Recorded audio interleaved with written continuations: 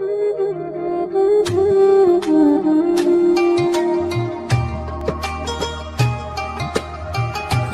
lagi kita saksikan Kultum Ramadan yang akan dipersembahkan oleh Pondok Pesantren Al-Fakhriyah Batu Raja.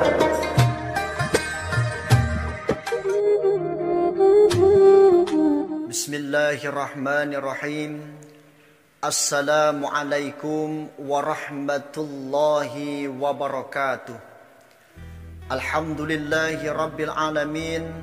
Assalatu wassalamu ala asrafil anbiya'i wal mursalin wa ala alihi wa sahbihi ajma'in, amma ba'du. Bersyukur kita kepada Allah subhanahu wa ta'ala atas limpahan rahmat dan karunia-Nya. Salawat beriringkan salam senantiasa kita limpah curahkan kepada baginda kita, Nabi besar kita, Nabi Muhammadin sallallahu alaihi wasallam. Para shaimin wa shaimat dimanapun berada yang insya Allah dalam lindungan Allah subhanahu wa ta'ala. Alhamdulillah kita masih dipertemukan oleh Allah subhanahu wa ta'ala, diberikan umur panjang sehingga kita masih berada di bulan Ramadan di tahun ini. Satu pertanyaan yang layak untuk kita sampaikan. Ketika kita telah memasuki bulan Ramadan di mana Allah Subhanahu wa taala perintahkan di bulan ini para umat Islam untuk melakukan puasa 1 bulan penuh. Pertanyaan yang harus kita sampaikan adalah untuk apa atau apa yang hendak kita capai pasca kita melakukan puasa di bulan Ramadan ini. Kalau kita kembalikan kepada firman Allah Subhanahu wa taala di dalam Al-Quran surah Al-Baqarah, maka akan kita temukan satu makna terdalam yang berada di balik perintah puasa itu. Apa kata Allah? A'udzu billahi minasy syaithanir rajim. Bismillahirrahmanirrahim. Ya ayyuhalladzina amanu kutiba alaikumus siyam kama kutiba alal ladzina min qablikum la'allakum tattaqun. Shadaqallahul azim. Apa kata Allah? Ya ayyuhalladzina amanu, wahai sekalian kamu orang-orang yang beriman, orang-orang yang memiliki kepercayaan ketika manusia yang beriman itu sudah dipanggil oleh Allah Subhanahu wa taala, Allah ingin memberikan satu perintah kepada mereka semua. Apa perintah Allah?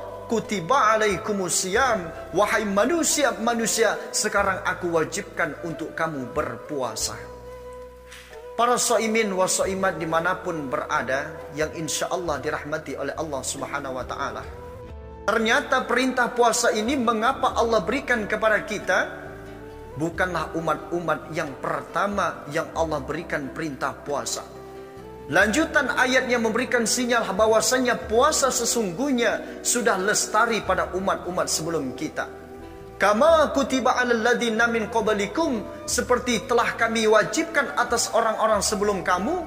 Mengapa begitu hebatnya puasa sehingga Allah perintahkan kepada setiap generasi umat manusia? Sesungguhnya yang Allah ingin berikan kepada manusia-manusia yang berpuasa adalah la'allakum tattaqun, agar kita semua yang berpuasa ini senantiasa berada pada kondisi-kondisi takwa. Berpuasa memakai tujuan. Oleh karena itu para shaimin wa shaimat dimanapun berada yang insya Allah dirahmati Allah subhanahu wa ta'ala, ketika puasa kita memiliki tujuan, tentu di akhir nanti kita akan mampu melakukan sebuah evaluasi. Berhasilkah puasa yang kita lakukan ini ataukah justru tidak berhasil?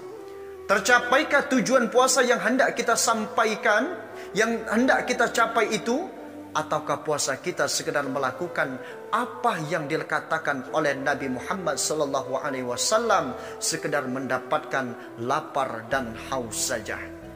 Dogma agama Islam memberikan sebuah sinyal yang begitu rupa.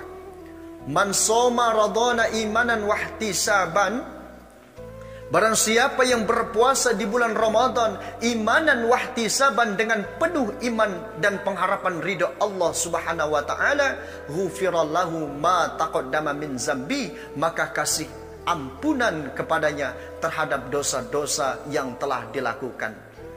Ternyata di dalam hadis ini para shaimin wa shaimat yang dimuliakan Allah dimanapun berada, bahwasanya landasan kita untuk melakukan puasa di bulan Ramadan ini tidak boleh landasan-landasan yang lain, tidak boleh karena yang lain, tidak boleh disebabkan oleh penyebab-penyebab yang lain.